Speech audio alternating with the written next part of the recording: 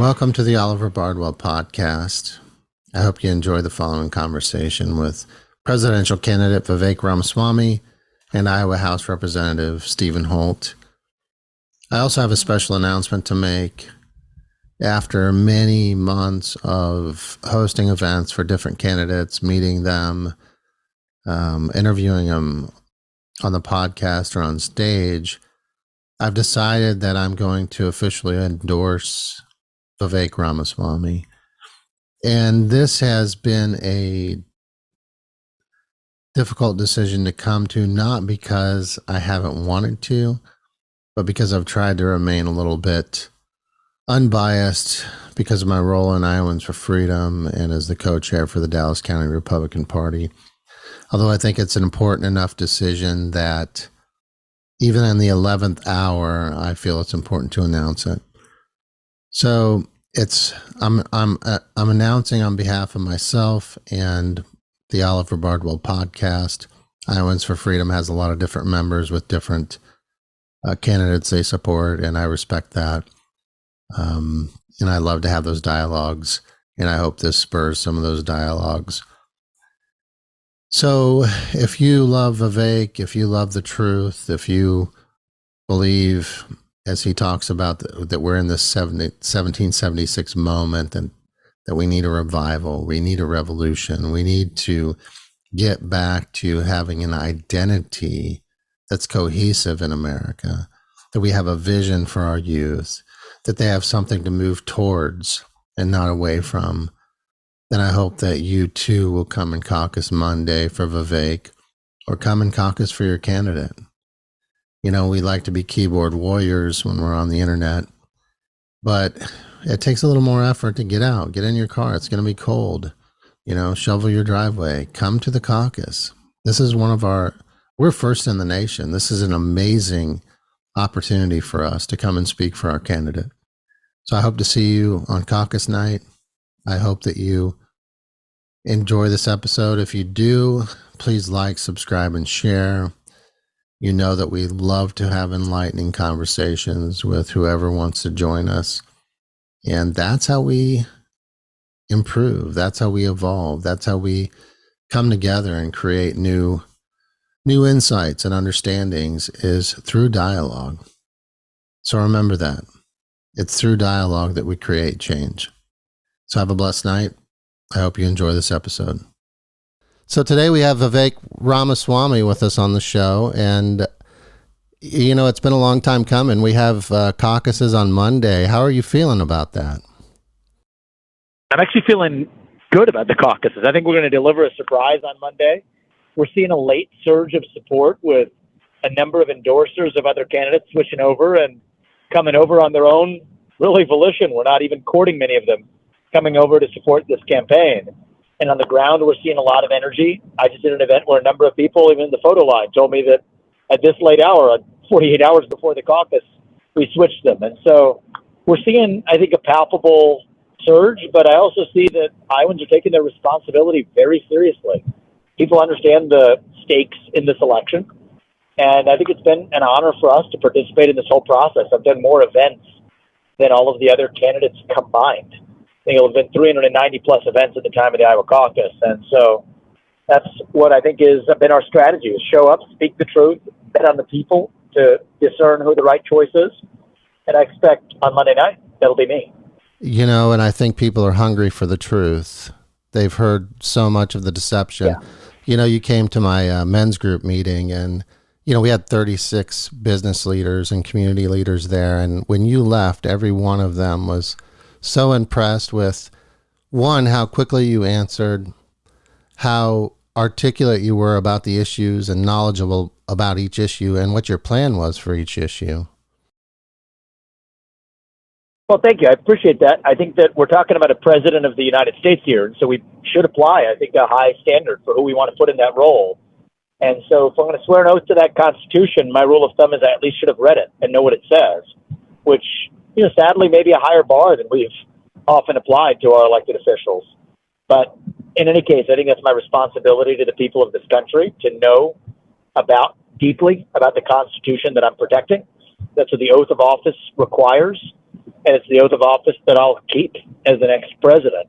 Now, I think that part of that means that you confront people who disagree with you. And I think that that's one of the things we've lost in our culture is you have the right to speak openly as long as I do in return.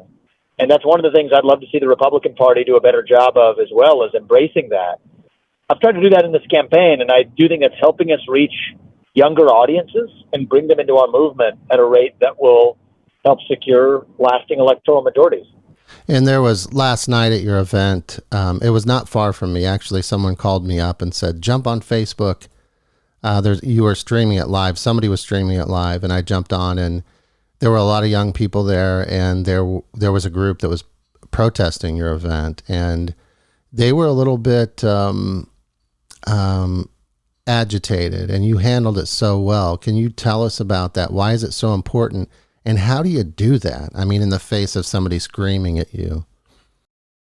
Well, look, I mean, the advice I would give to any candidate at any level who faces that is, we had a number of young people. Usually it'll be one protester or two protesters who come. Last night was a little unique because we had like 8 or 10 of them in different parts of the room, and it was clearly far more orchestrated. They had taken time to print out banners. They weren't even posters. They were printed on cloth. There was clearly some money that had gone into this, and it said that Vivek is a climate criminal. I assume they mean that because I support policies that advance our embrace of fossil fuels and that I'm against the climate change agenda being foisted on us. But my general rule of thumb is a lot of these young people, they're not really sharing their convictions. They're just saying things that reflect that they're lost, actually. And I think it's our job as leaders not to throw kerosene on that fire, but instead, my general strategy, I guess you could call it, is if people want to speak, give them a chance to speak, but require that they give everybody else the same courtesy in return. And so, initially a couple of people started screaming. Now, I didn't think that giving them the mic and rewarding them for that behavior was good when there was a bunch of other people in the room that had their hands up. And so I said, you're going to sit down and you're going to have your chance, but I'm going to take a couple of people who are respectful first. And so, that actually did sit them down for a while. They sat there, took a couple of other questions from folks who were respectful guests who came to ask other questions. Then I kept my promise, and I gave the microphone to, I think 3 of the individuals that came in. I thought it was just the 3 of them at first. And as I started to address their question, they vehemently disagreed with what I had to say. One of them, I think had something of a fit is, I guess, the best thing I would call it. He started screaming uncontrollably. And, I think our security guards tried to, tamp him down. I mean, I think at other candidates' races, I think when you see something like that happen, in fact, one of those people was actually at Ron DeSantis' event. He was the one right in front of the stage in front of me. I think it's a mistake what happened there, just taking a security guard that just tackles a guy who isn't really being violent at all and pins him to the ground. I don't think that that's how we want to do things in this country, and I don't think that's the example we want to set as leaders. But at the same time, we gave the people who were respectful a chance to speak. A couple of them continued to just shout as others were speaking.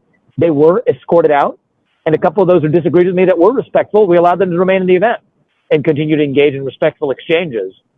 And I think that that's ultimately how we got to lead this country. And I think that many times, being a politician in front of a lot of people, you're running a presidential race, there's a lot of stress that comes with that. And that's natural for the territory, but I think people may wonder, how is this going to look? And immediately try to put the kibosh on it. And I view it a little bit differently, is I'm running to lead a nation, not a political party. And that nation includes people who disagree with us, but also people who are, most importantly, in this case, lost, directionless, rudderless, in search of purpose and meaning. And that's a big part of why I've done things maybe a little bit differently than I think a lot of other presidential candidates have in that situation. And I hope that that's what people want in their leader, is somebody who can understand what the other side has to say, or those who disagree with you have to say, or in many cases, those who may even suffer from a kind of, I would even go so far as to call it a mental health hunger. That's what I saw in those kids last night. Wasn't really, I don't think they knew much about the facts of the climate change debate. I think they came hungering to be heard, hungering for some sense of purpose. And my hope is that giving people the chance to speak rather than to just be tackled or whatever is a better way to reunite this country. And I think we had some success last night. A lot of good came out of that later on in that event. You did. I think we had people who disagreed with me, but nonetheless were heartened by the way we handled it. You did, and I could see it in their faces as I watched the live. I actually went over there because I live close to there, and I saw Eddie Andrews, Representative Andrews, who has endorsed you, was in the crowd, and so I spent some time with him afterwards. I didn't get to see you because I was helping shovel somebody out of the parking lot there that was stuck, but that's nice of you. Yeah, that's kind. Well, that's what they call that Iowa nice. You're in the middle of We've something, but experienced it. you see somebody in need, and you just stop, and nothing else matters except that. But I was speaking with Eddie, and he had mentioned, some people that I've worked with at the Capitol who I really respect have endorsed you. Representative Jeff Shipley, Representative Sandy Salmon, and he mentioned that Representative Steve Holt had switched his endorsement from DeSantis to you, and that's why I scheduled this today, as I wanted to talk to you and him about that. So he's in the waiting room. I'm going to pull him in real quick. Excellent. So here he comes, and he's a patriot. We work together on a lot of social issues and legislation to protect our children from harmful surgeries here in Iowa. I'll just give you a little. I know you've met him because he spoke at the carbon pipeline event that you spoke at. Just an amazing gentleman. We've gotten to know each other well. Yeah. Yes. Yeah. So he's connecting as it takes Zoom a second. But yeah, him and I, we used to do This Week at the Capitol. Last session, we would do a Zoom call once a week for the members of my podcast and his podcast, and we'd talk about what went on at the Capitol the week before and what to expect the next week. But he's still Excellent. connecting. I saw this. I'll tell you, he's a strong constitutional conservative, and that's why I was honored to have his support. Is that, you know what? It's not the quantity of endorsements that matters, it's the quality. And we have some of the strongest constitutionalist conservatives in the state, the ones who are appropriately opposed to the CO2 pipeline that, other candidates have been rather reluctant to speak about. That's part of what it's going to take to revive this country, is people who stand for the Constitution, not just when it's easy, but when it's hard. That's for sure. Representative Holt, we have Vivek Ramaswamy on the phone with us via Zoom right now. That's awesome. Hey, Steve. Steve, we were. How you doing, Blake? I've been watching you all day. Yeah, I've been watching you all day. Campaign, you're doing great. We're grateful to have people who are competent drivers in this snowstorm. Getting us, you should see it. But people came out, notwithstanding the snowstorm. We had people that came out to see us nonetheless, and so I appreciate it. I was impressed with the turnout. Awesome. That room was packed. Representative Holt, it's so great to talk to you. Well, thank you. It's great to be here, Oliver. I've been on your show many times, and I was just watching Vivek at his rally. I'm going to try to go to Cherokee here in a little while if the roads allow me to get there, because I just believe in what Vivek is trying to do. So I'm looking forward to trying to get to Cherokee and watch the people and do what I can to help him. And I wanted to ask you, and it's just a special treat that Vivek's joining us. Why did you change your endorsement from DeSantis to Vivek? Yeah. Where do I start? Goodness. I was actually on Fox and Friends this morning talking about the same thing. And it isn't about Governor DeSantis. I think Governor DeSantis is a good man. I think he was a great governor, just like our governor is. This decision was about Vivek Ramaswamy and how his message resonated with me, and the way that he has given his message, and the courageous way that he stood up on several issues, such as the eminent domain issue here in Iowa. He is speaking truth. Boldly speaking truth. He's offering bold solutions to the challenges we're facing. He has rightly pointed out we're having an identity crisis in this country as we've never had before, because the left is constantly attacking our national character through our education system, through the media. He has rightly pointed that out. He's provided fantastic solutions. And one of the things that I noted this morning is that Vivek Ramaswamy, I think, is the greatest communicator I've seen since Ronald Reagan. Ronald Reagan inspired me when I was in the Marine Corps. I served during the time he was president. He was so inspiring as a speaker, and that bully pulpit is so important for the presidency. And I believe that Vivek just has this incredible ability to communicate with people. I've seen him do it with young people, with crowds, with protesters. We've all seen it. And it's very, very impressive. And I think that's what we need to unite the country as best we can and move forward. And then the eminent domain issue is huge. Vivek was the candidate who had the courage to stand up for what is a fundamental constitutional right. As George Washington said, freedom and private property rights are inseparable. You cannot have one without the other. And so I think Vivek recognizes that, and he boldly called attention to that with a rally and has been speaking about it. I think that should matter to Iowans, that he had the courage and cared enough to be willing to do that. So those are some of the reasons that I have made the decision that I made. And Vivek, could you expound on that a little bit? What led you to get into that battle with the eminent domain and to stand with Iowans for that? Well, I'll tell you. I mean, I was walking a farm in Pottawatomie County with a farmer in late March or April of last year.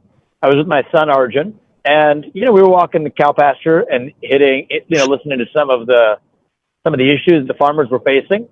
Most of them I was familiar with because they're not unique to Iowa farmers. But then they brought up this thing about the carbon dioxide capture, and I've been on this anti-climate change cult movement for a while. Several of my last books certainly addressed this head on, which is Capitalist Punishment was the book that I wrote. And so wait a minute. They're building a carbon capture pipeline, but then they're actually using eminent domain. That, you kind of hear someone mention something you met for the first time. It sounded credible, but I was like, okay, there's going to be some misunderstanding here. Let me go get to the bottom of what's actually going on. And then I realized this was the product of a misunderstanding. This farmer had it exactly right, what was happening. And so that got me on the issue. And so, I put out a video on social media explaining why I thought it was a bad idea and why I thought it was arguably unconstitutional. And I'm a constitutionalist. Well, within a matter of hours, I'm not even making this up, after that post goes out on social media, I get phone calls from some of the most powerful people in the state who have vested interest in this. And so now I'm onto something, because back then I'm a no-name candidate. Nobody knew who I was. And yet even still, this guy's putting something out about this. And you get calls from some of the most influential people in the state offering to educate me on the issue. And so I said, okay, I'll get educated. I'm happy to hear perspectives of everybody who disagrees with me, or may have a different view, or maybe have different facts. Maybe I don't know everything about this issue. And they told me eminent domain wasn't being used and everything else. But then I get to the fall and I start hearing from farmers again, and absolutely eminent domain was proceeding and on the table. That's when I said, well, you know what? Not only was I lied to, if I've been lied to, and these people are that bothered by it, not a single other presidential candidate is talking about it, there's something going on here, and it needs to deserve to have real attention brought to it. Then I talked to Steve King, former Congressman Steve King, who, like Steve Holt, has made this a core issue of his. He rode on the bus with me, earnestly explained to me and confirmed my understanding of what was going on. And I said that this deserves a voice. And so I took that up, and we've been, I made a pledge that I'm going to keep, which is that I'm not going to disburse federal subsidies to any firm that's unconstitutionally using eminent domain in violation of the Fifth Amendment, because I can't do that if I swear an oath to the Constitution. And, it's interesting that I'm literally the only candidate on or off those debate stages who's had the ability to speak against this issue, because I'm not captured by a lot of those special interests. And I'd rather speak the truth and lose an election than play some fake game. My bet is that's the winning strategy, and we'll find out on Monday night whether it is or not. But either way, I'll put my head on my pillow at night knowing that we did the right thing, even if, as many people in Iowa tell me, it was the wrong fight to pick. We'll see what happens on Monday night. But I expect either way, I'm proud of the likes of Steve King and Steve Holt and others who have stood up against this unconstitutional intrusion onto private property rights and this pathetic supplication to the climate change cult. And I think that's why I was particularly proud. I told Steve this too. Steve is the one who, I think opened up to me that he was considering caucusing for me. I didn't make some sort of phone call on a box checking list for Steve King or Steve Holt, but I was honored. The reason I was honored when they came to me was that these are people who are unafraid to speak the truth when it's hard. And that's what we need more of, rather than just following whatever the media bandwagon is on a given moment. And so I'm incredibly proud to have Steve's endorsement. I'm glad he's taken the time with you as well, Oliver. I'm actually, I'm going to let you two continue if that works for you. It does, and I do want to tell you. But thanks for letting me have you. I do want to tell you real quick that I know a lot of legislators, and I've had a lot of them tell me, or several of them tell me, I wish I wouldn't have endorsed so early. after you've come out, spoken the truth, worked so hard, they've seen what you're about. There's a million more things I'd love to talk to you about, but I know your time's Well, if you fleeting. can ask you one thing, Oliver, you could tell them there's still another 2 days left till the caucus.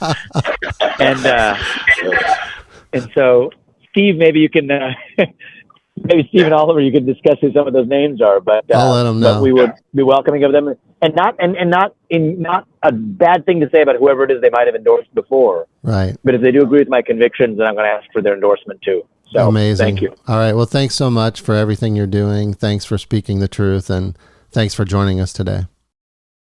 I appreciate it. Thank you, man. Thank you both. See you later. Bye. Well, that was a special treat. Wow.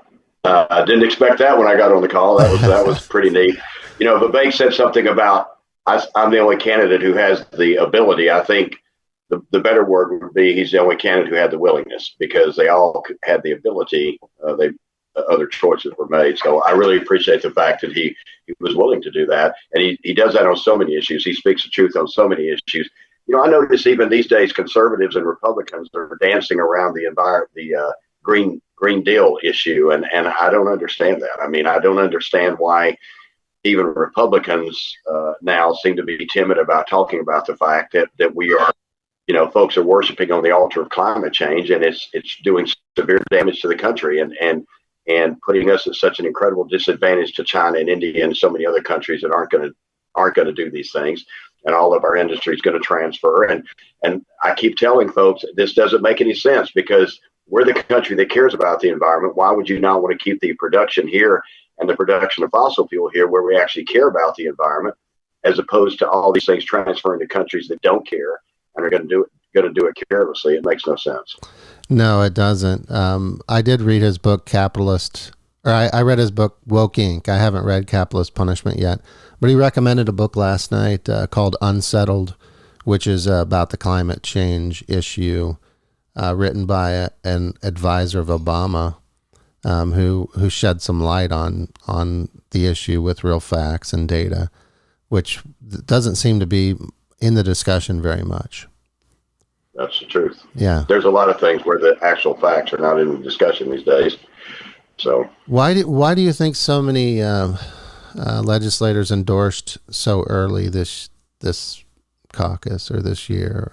I mean, I did. I thought that, I thought I was doing the right thing. I'm sure all of that they do as well. So, I mean, you early on, I mean, it's not like we haven't followed the candidates and know what they stand for and those sorts of things. I think Vivek was a little bit less so, because I think, he's not been on the national stage like, say, governors have, or senators or whatever, former ambassadors to the United Nations, whatever the case may be. So I think that the folks that endorse, for the most part, we're very comfortable with who they endorse. And I think that remains the case for most folks. Yeah. I didn't know much about him. I don't always follow the national news as much as I should, because I'm so busy with local issues. And we put on an event for him at Royal Flooring. About 300 folks from Dallas County came out, and I spoke at the event. Kathy Barnett spoke at the event. Governor Reynolds spoke at the event. And when Vivek spoke, the first time I heard him speak, I said he is going to rise quickly, just because he was really speaking the truth. I mean, I love that motto, truth. Yeah. And I'm with you. I didn't know that much about him. I'm busy doing what I do in the legislature and with my family, whatever. So I didn't know that much about him until several months ago. He came to Denison and did an event, and that's when he really got on my radar in a big way. And I do believe he is a powerful speaker and a powerful communicator in a way that we need. I don't think we've had that for quite a while. I mean, I suppose President Obama was a great communicator, but it didn't really resonate with me, because I didn't pretty much believe much that came out of his mouth. So he didn't resonate with me a lot. But I certainly believe that Vivek has that ability to inspire people. I mean, I've seen it everywhere he's gone. And I just love how he will take a protester and make an agreement with them, give them the microphone, let them speak their piece, and then he takes the microphone back and proceeds to usually destroy them with facts and go on from there. So it's been amazing to watch. Most definitely. It is, and he does it in such a way that it's not an attack. It's right. Here's the truth. Here are the facts. have you considered this? You know, I saw him speak with a young lady who came up and asked him about the LGBTQ plus IA community. And he said, no, it's not a community. It's two communities. It's the LGBT community and the TQ plus IA community. And he explained that to her. And it was really interesting to see her reaction, because it kind of dawned on her like, okay, well, yeah, that does kind of make sense. Yeah. He had an issue last night near us we were talking about before you came on. So it was interesting that you mentioned that about the protesters and how well he handles them. He had a little event down at a hotel nearby, and actually the room was packed. It was turned into a big event, but there were some venomous protesters, and he handled it incredibly well. Yeah. And one of the and some people you just can't communicate with, and we know that those are out there. But I've seen him so many times take somebody, calm them down, make an agreement with them, give them the microphone, let them speak their piece for two minutes or a minute or so, and then he takes the microphone and explains why he doesn't agree or says whatever he says. And for the most part, after that, they're quiet because they had an agreement, and he gave them that opportunity to say, you know, what they wanted to say. And I think that's meaningful. What are your thoughts on, you know, Nikki Haley, I've had Democrats reach out to me that I'm family or friends with, and they've said, I hope you're caucusing for Nikki Haley. And I was at the NBC watch party, and it was just surreal how everyone in the room, you know, 95% thought Vivek won that debate. It was the previous debate that he was in, and he really schooled Nikki Haley. And at the end, you know, the newscaster had been going around the room talking to people. At the end, she was going live, and she was going to interview people. Well, she interviewed one Trump person, and then she went straight to the 4 Nikki Haley people in the room. The rest of us are standing there thinking, what is going on? And so to appease us, she interviewed several of us, and the consensus was Vivek won the debate. And then when they aired it, all they showed was the Nikki Haley stuff and the one Trump person. And then at the end, she said, and this is what Iowa voters are saying. But everyone that was there knew that that was not true. It was some fake news. Fake news. I mean, you would not believe the number of constituents and I follow Reagan's 11th commandment. I don't want to speak ill of any Republicans running in this race. I'll just talk about why I support Vivek. But I'll say this: the number of people that have come to me and said they got a phone call. It was a poll, and they asked them, "Who do you support? Donald Trump, Ron DeSantis, or Nikki Haley?" And they said, "Well, I support Vivek Ramaswamy." And the response was, "Well, they're not. He's not on the poll. If you had to support these three, who would it be? Donald Trump, Ron DeSantis, or Nikki Haley?" And they said, "Well, I'm supporting Vivek." Well, he's not an option. So I don't know if that's where some of this polling information is coming from, and maybe I'm wrong. We'll see on caucus night, Monday night. We'll see. But my gut feeling is those polls are way off, and for some of the reasons I've articulated, and also because I talked to an awful lot of people that haven't talked to anybody, any pollsters whatsoever. And so I think the polls are skewed. I think also Vivek may be bringing out maybe a number of people that have not caucused before, and so they're not getting. But we'll see. I'm not buying the polls. I could be wrong, so I guess we'll see Monday night. But I think the polls are very, very wrong. Iowa's delivered surprises before. I think we're going to have one Monday night. Yeah, and you're not the first person that said that to me. I had somebody reach out to me that was upset that they had received a poll like that, identical. And they were originally a Burgum supporter, but then a Vivek supporter. And they said, Vivek wasn't even on the list, and he was killing it on the debate stage. What do you? What are some of, besides the eminent domain issue and him supporting Iowans on that? What are some of the issues your most alignment with him on, and you feel he's done so well in tackling? Yeah. Well, philosophically, he talks about us being in an identity crisis as a nation, and that's absolutely true. I think he's spot on that. I've been saying for years, that this assault on our national character by the left and our education institutions across mainstream media, social media, this just relentless attack on our national character and telling our kids that America is inherently systemic racist country, and focusing on the negative things in our history and not talking about the greatest generation and not talking about these things that are good in our national character. We are most definitely in an identity crisis, and it threatens the future of the republic. It threatens the future of our children, and he's spot on that. And that's why I think the bully pulpit is so important for the presidency, because I think he has the ability to inspire and remind Americans, as Ronald Reagan did, what is best in our national character. And we were facing quite a mess when, at the end of Jimmy Carter's term, when Ronald Reagan took over. Nothing like it is today. Is 10 times worse today, or 100 times worse. But we were facing some difficult times, and after 4 years, it was morning in America again under President Reagan. And he did inspire everybody, and the proof of that is, in his next election, he won every state except Walter Mondale. Walter Mondale won his own home state barely, and that was it. President Reagan won everything else. That is uniting the country. So I think Vivek has the ability to do that, because he's identified that core challenge that we're facing. That problem must be solved before all others. I mean, we have to kind of get over this identity crisis and remember who we are as Americans. I also think he's spot on. When I first heard him say this, I'm like, I was concerned about it, but I think he's spot on when he talks about closing down the FBI.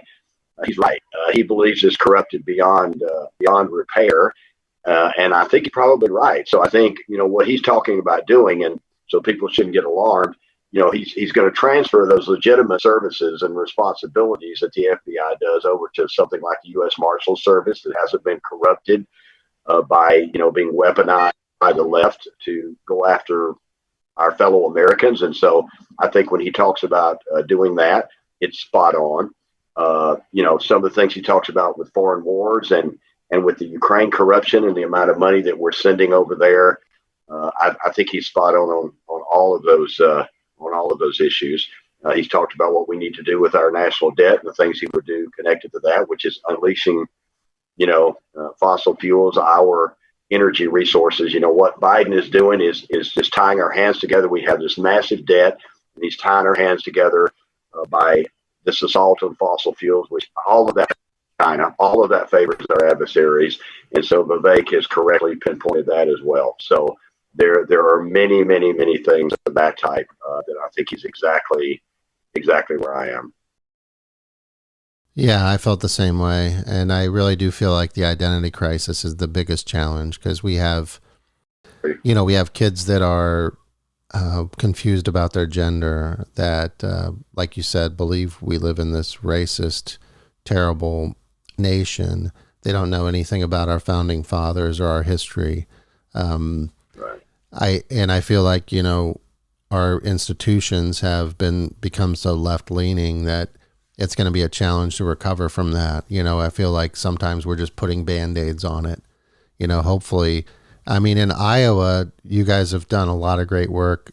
We've done a lot of great work together. Where do you see us further this session at the Iowa State Legislature? Where do you see us furthering that? Yeah, we're going to focus a lot this session. One of my big focuses is going to be on law and order issues. We're seeing a lot of the breakdown of the rule of law across the country in leftist controlled cities and states. San Francisco is a cesspool of drug needles and homeless camps and human feces. It's unbelievable. It's just an uninhabitable place today, one of our greatest cities. And you can repeat this in numerous cities across the country that the left have destroyed. And so a lot of these things like smash and grab, where these mobs go in and just destroy Target stores or Walmart stores or whatever and take everything out of there, that is 100% unacceptable. Just this breakdown of law and order and refusing to prosecute and blaming society or something instead of holding the person accountable. Ronald Reagan talked about this when he was president. We need to get back to holding people accountable, not blaming everybody else. So we're going to have a major emphasis on law and order. We're going to increase penalties on a lot of things. We're going to focus on some human trafficking issues.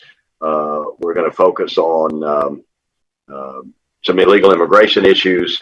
I've got several bills in.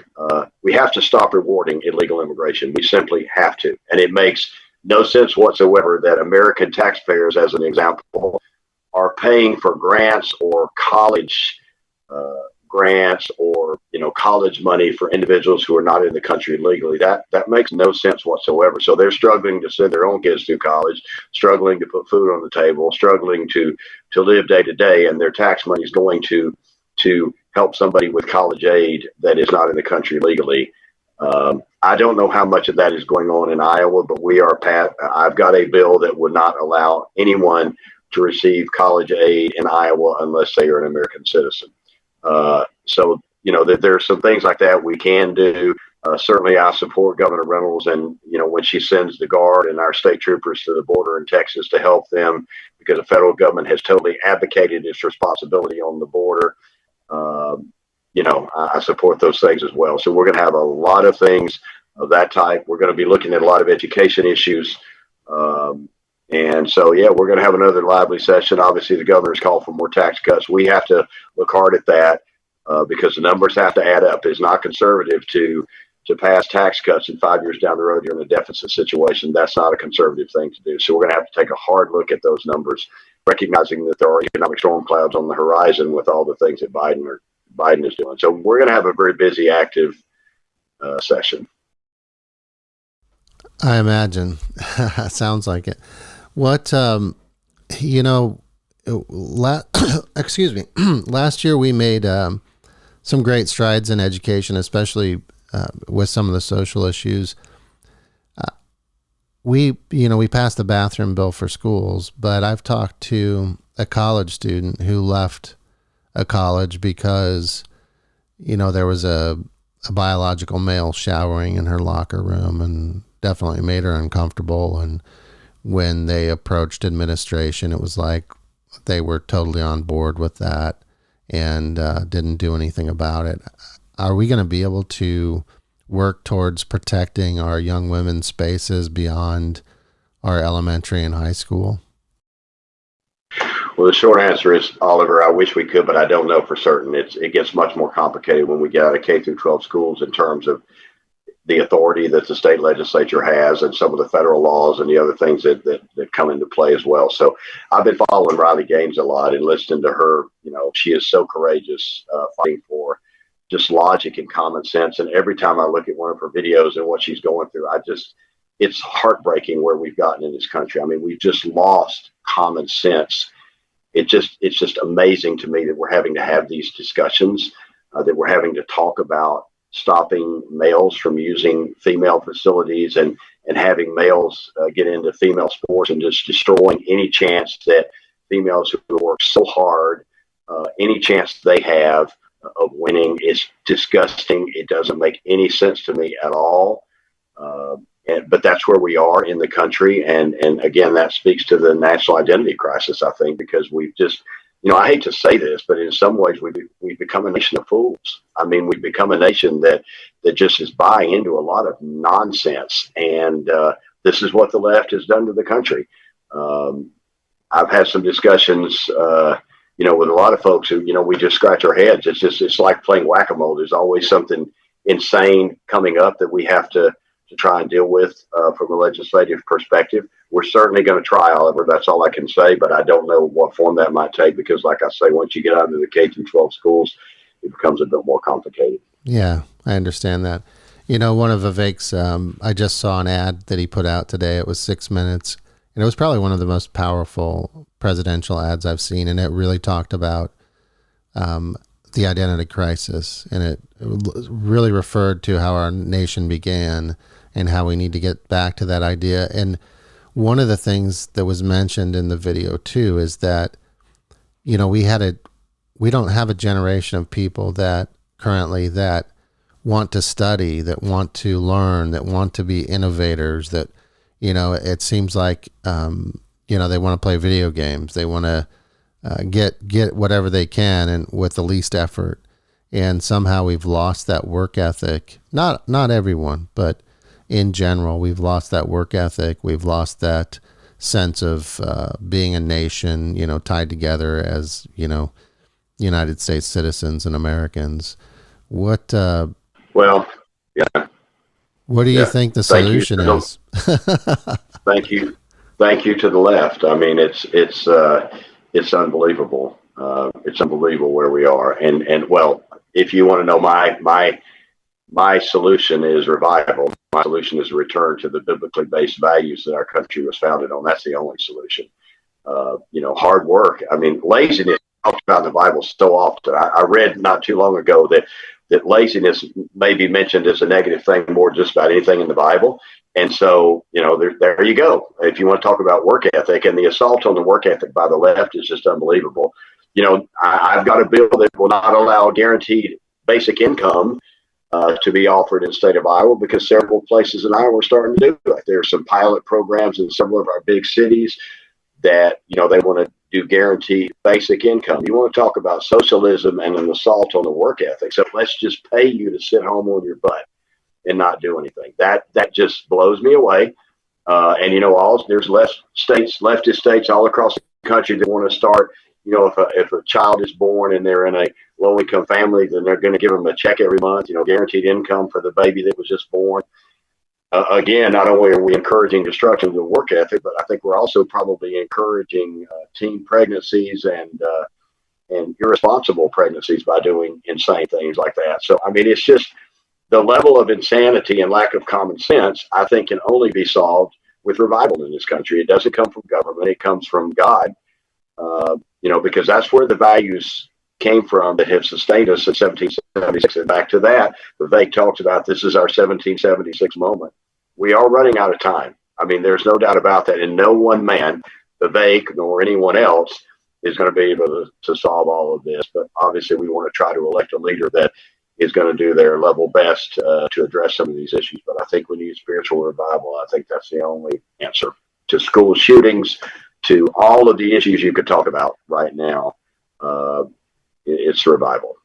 It is revival. And I think that's probably a good place to end this. I know we usually go a little bit longer, but I want to get this out, before the caucuses. And yep. I appreciate you joining me. And I hope that we can do this regularly again this session, because I always enjoy our conversations. Yeah, that sounds great. Yeah, getting to know what's going on. Yeah, it's great to see you, Oliver. God bless everyone. Yeah, God bless you. Yeah, stay warm. Yeah, yeah, stay warm. Bundle up Monday, 7 p.m. Find your caucus location. And just so you know, it's not where you vote. So you'll have to go to your county GOP website and find out where your caucusing location is, because that's the confusion. People think it's where they vote. When you go to the Secretary of State, you find your precinct, you find where you vote. That is not where you're caucusing. It's on your county website. So exactly. For instance, in my county, Crawford County, it's all in one place. The entire county is in one place. Yeah. At the high school. So yeah, folks have got to check that. It's not where you vote. Yep. Yeah, I think we have like 38 precincts. It's been a challenge to get them all figured out and sorted out. So we have a Zoom call tomorrow night with our site leaders, kind of a last hurrah to get everybody going. But it's going to be exciting. Yeah, it's going to be great. All right. Awesome. Well, thank you so much, Steve. Right. Yeah, I look forward to working with you this session and chatting and keeping in the loop. So you have a great day. Sounds great. Take care now. Yep, you too.